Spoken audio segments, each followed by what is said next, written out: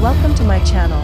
Don't forget Even to with all the subscribe, wild like, genre share. mashups I've seen Enjoy over the my last video. several years, I don't think I could have ever predicted a survival horror RTS. And that's basically what Aliens Dark Descent boils down to, adding stealth elements and tense resource management to its isometric squad-based tactical action.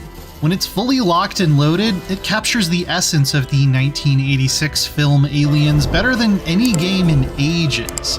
But slimy, fun-bursting technical issues show their creepy heads too often for Dark Descent to be a smooth ride. Of Shadow Tactics Blades of the Shogun, I can't deny that Dark Descent is a very unique game with lots of interesting ideas. While plenty of games with the Aliens license have mistakenly focused on just letting you go to town with a pulse rifle, this one hones in on the paranoia and danger of the franchise perfectly, making even run-of-the-mill drones and runners scary again.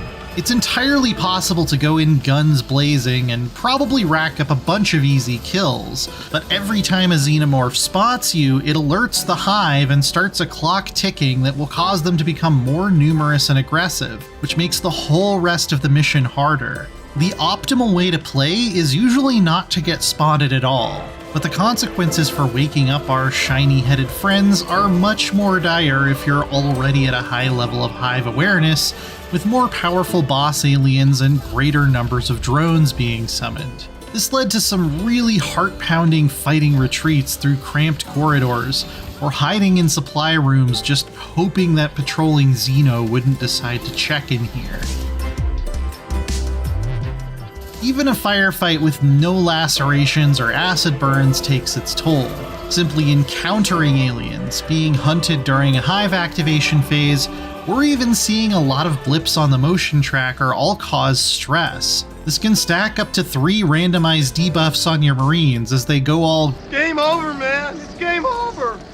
and set everyone else even more on edge, miss crucial shots, or become disobedient. So the more horror you've put them through, the less effective they're going to be in a fight. The way this combines with the hive awareness system to create a natural progression from those first few teasing engagements with a single drone to feeling like all hell is broken loose and one wrong move could mean a total squad wipe is nothing short of brilliant. Sometimes it's better to signal the dropship and leave a mission with objectives still incomplete, costing precious time on the campaign map since you'll have to come back later, but saving the lives of your fighters. And it means every mission feels like a good Alien movie, complete with a slow build-up to a shrieking, gunfire-punctuated crescendo.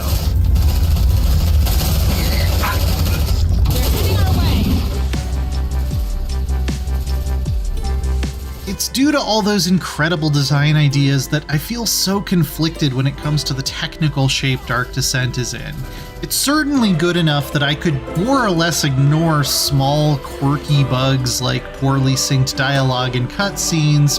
Sorry, sir. We're having a hard time reaching anyone. That storm probably...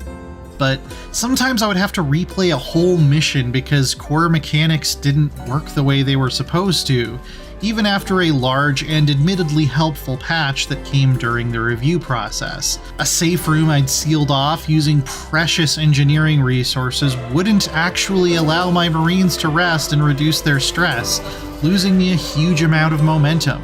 In one case, the stress meter seemed to get stuck on its highest setting when there weren't even any aliens around, causing my whole squad to completely lose their minds and force me to extract. These issues are just a bit too frequent and a bit too game-breaking for me to look the other way. Most can be laboriously worked around by restarting a mission, but that could be over an hour of progress lost. The campaign layer, thankfully, doesn't have nearly as much scuff. From aboard the crashed USCM vessel USS Otago, you'll manage research, medical facilities, training, equipment, and even a therapy clinic for treating long-term psychological harms.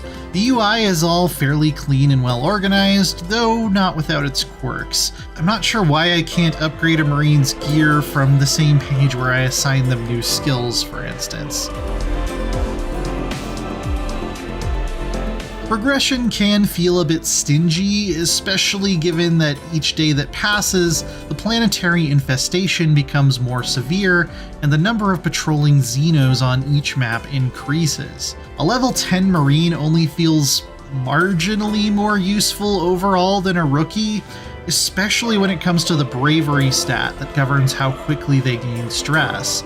But with a diversity of classes, from the iconic smart gunner to the sergeant who helps keep everyone from going AWOL, there's a lot of nice specialization and synergy to discover.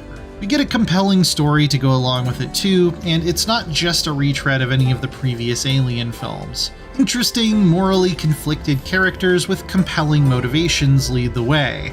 The voice acting can be a bit inconsistent. Come on, we'll cover you. Especially since there aren't enough unique Marine voices to effectively differentiate your whole roster. I also found that it really breaks the mood when my squad leader would constantly yell stuff like, "Double time!" when we were sneaking around and trying to be quiet. Double time! Quiet. It didn't see us. But the lead characters deliver some genuinely memorable performances in the most dramatic scenes. We're getting to safety, Daniel. Please, come with us. I'm afraid I can't permit that. And these environments look pretty incredible too, capturing not just the style, but the atmosphere of James Cameron's unmistakable classic. Look at the way this fog lights up when you shine a flashlight at it. The sound design adds to this, with the unsettling squish-squish of marching through the alien-infested areas of the planet Letha. And all along the way, a variety of mission and objective types keeps every deployment from feeling too samey. There are even some twists later on that introduce new and unexpected enemy types. If not for the technical issues, this would be easily one of the best Alien games ever, and it still probably is, borrowing from some of the greatest squad-based tactics games and adding its own twists. I don't think I've played anything that really gets what was so cool about Aliens the film since Monolith's Aliens vs. Predator 2 way back in 2001. And many have tried. It's the sort of game that makes me wish I could look the other way and praise it even higher, but on balance, I just can't. With a few weeks in the medbay for a bit of extra technical polish, it could shine up nicely into something amazing. As is, it's still an intriguing, inspired, imaginative survival RTS that I can enthusiastically recommend, but only with some caveats. For more heart-pounding horror, check out our reviews of Layers of Fear and Amnesia: The Bunker. And for everything else in the world of video games,